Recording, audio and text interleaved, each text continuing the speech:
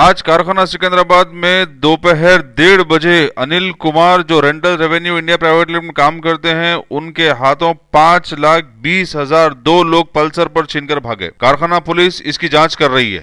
Coming out from the ICICI bank and two person they came from this way. They have taken snatch away my bag. And they have rushed towards Secunderabad club.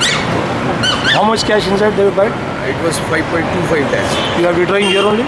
No, it was not a withdrawal. My daughter marriage was there on 25th, so I was carrying a cash to deposit. So part of the amount I have deposited here, rest of the amount I was taking to some other bank. How much deposit, sir? Here I deposit 2 lakh rupees. Okay, what happened, sir? You are not in? See, when they have taken the money from me, I have ran away to the bag. Okay. And due to unbalance, I fallen, and this thing has happened. You are, that time you are walking in vehicle only? No, I was just walking. I was just about to cross the road. आपका नाम क्या? Anil Kumar. You are working, sir? I am working with Dental Revenue India Private Limited. Timing was around but 1:30, 1:15 or 1:20. It was visible there.